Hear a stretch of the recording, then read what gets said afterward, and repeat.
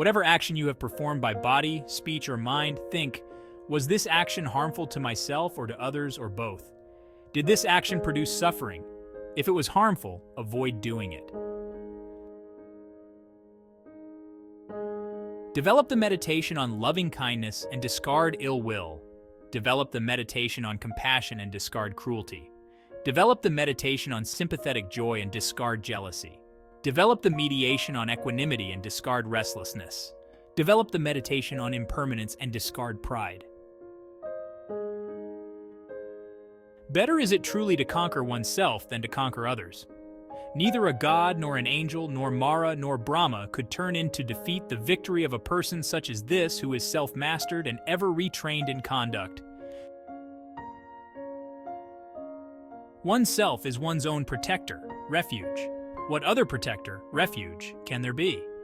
With oneself fully controlled, one obtains a protection, refuge, which is hard to gain. By oneself indeed is evil done, and by oneself is one defiled. By oneself is evil left undone, and by oneself indeed is one purified. Purity and impurity depend on oneself. No one can purify another. Do not commit wrongful actions. Do not dwell in negligence. Do not embrace false views. So the world, that is samsara, the cycle of existence and continuity, is not prolonged. To speak no ill, to do no harm, to practice restraint according to the fundamental precepts, to be moderate in eating, to live in seclusion, to devote oneself to higher consciousness. This is the teaching of the Buddhas. The conqueror begets enmity, the defeated lie down in distress, the peaceful rest in happiness, giving up both victory and defeat. From lust arises grief, from lust arises fear. For him who is free from lust, there is no grief, much less fear. As rust, arisen out of iron, eats itself away, even so his own deeds lead the transgressor to the states of woe. The fault of others is easily seen, but one's own is hard to see. Like chaff, one winnows others' faults, but one's own one conceals, as a crafty fowler disguises himself. You yourselves should make the effort. The awakened ones are only teachers. Those who enter this path and who are meditative are delivered from the bonds of evil. The sun glows by day, the moon shines by night. In his armor the warrior glows. In meditation shines the holy man, but all day and night shines with radiance the awakened one. Happy indeed, we live without hate among the hateful. We live free from hatred amidst hateful men. Be on guard against physical agitation. Be controlled in body. Forsaking bodily misconduct, follow right conduct in body. Be on guard against verbal agitation. Be controlled in words. Forsaking wrong speech, follow right ways in words. Be on guard against mental agitation. Be controlled in thoughts. Forsaking evil thoughts, follow right ways in thoughts. The wise are controlled in deed, controlled in words, controlled in thoughts. Verily, they are fully controlled.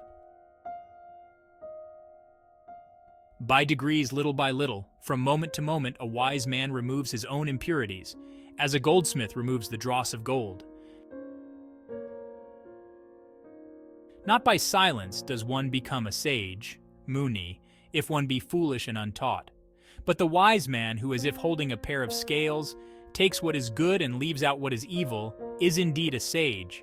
For that reason, he is a sage. He who understands both sides in this world is called a sage. Of paths, the eightfold path is the best. Of truths, the four words, noble truths. Detachments is the best of states, and of bipeds, the seeing one, the man of vision. This is the only way. There is no other for the purification of vision. Follow this way. This is the bewilderment of Mara, evil. Following this way you shall make an end of suffering. This verily is the way declared by me when I had learnt to remove the arrow of suffering.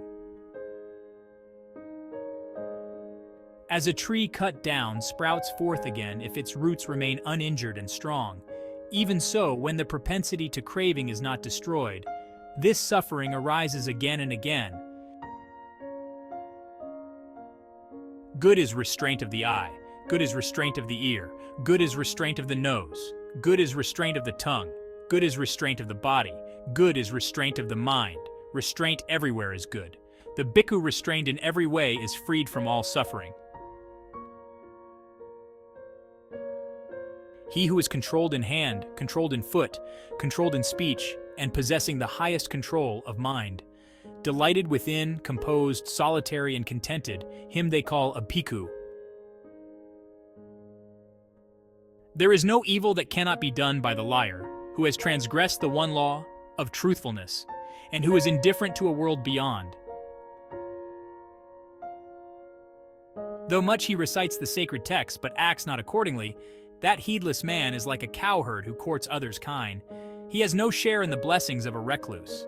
Though little he recites the sacred text, but acts in accordance with the teachings, and forsaking lust, hatred, and ignorance, truly knowing, with mind totally freed, clinging for naught here and hereafter, he shares the blessings of a recluse. By effort, earnestness, discipline, and self-control, let the wise man make for himself an island which no flood can overwhelm. The ignorant, foolish folk indulge in heedlessness, but the wise man guards earnestness as the greatest treasure. He should not regard the faults of others, things done and left undone by others, but his own deeds done and undone. As a flower that is lovely and beautiful, but is scentless, even so fruitless is the well-spoken word of one who practices it not. Better than 1,000 useless words is a single useful sentence, hearing which one is pacified. For one who ever honors and respects the elders, 4 blessings increase: age, beauty, bliss, and power. Though he should live 100 years, immoral and uncontrolled, yet better indeed is it to live a single day, virtuous and meditative. There never was, there never will be, nor is there now, a person who is wholly blamed or wholly praised. Transient are conditioned things. Try to accomplish your aim with diligence. Thanks you everyone for watching video.